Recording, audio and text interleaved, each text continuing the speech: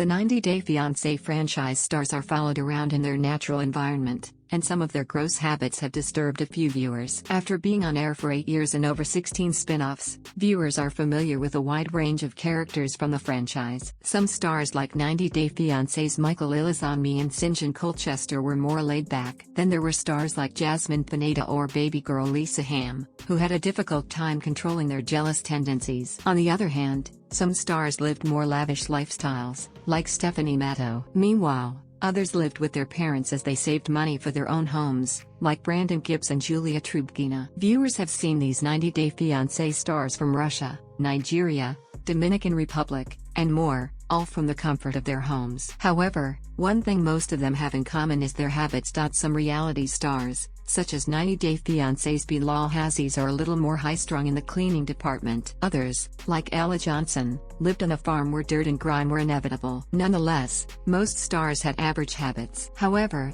there were a few whose habits were so gross that viewers had to do a double take at what these 90 Day Fiancé stars were doing. When Mike Burke first appeared on 90 Day Fiancé, before the 90 days, he seemed to be a sweet, wholesome man who would do anything for his then love interest, Jimena Morales. Little did Jimena or viewers know the turmoil that would ensue. A couple of weeks into their time together, Jimena realized many gross habits Mike exhibited. From farting and burping on top of her to leaving his dirty clothes around like a child, 90 Day Fiancé's Mike clearly lacked manners. Some viewers became uncomfortable after he tried to tuck his snotty tissue into the taxi seat. Much like Mike, Big Ed Brown was single for most of his life, and the why became more apparent after appearing on 3 seasons of the 90 Day Fiancé franchise. Big Ed is renowned for his cringeworthy moments, like when he gifted Rosemarie Vega, who was 23 years old at the time, with lingerie and a toothbrush, or when he blurred the lines of decency by inviting Uri to his room after a shooting in Mexico. However, he really disgusted viewers with his Head and Shoulders creation. Since before the 90 days, Big Ed began dyeing his hair, which made his scalp dry. As a remedy, he showed how he roughly applies globs of mayonnaise with a spatula onto his hair and lets it soak. This riotous couple hasn't been on the show within the last few years, but they've maintained their stance in the headlines. Paul and Karina Stale first appeared on 90 Day Fiancé the other way. Aggression,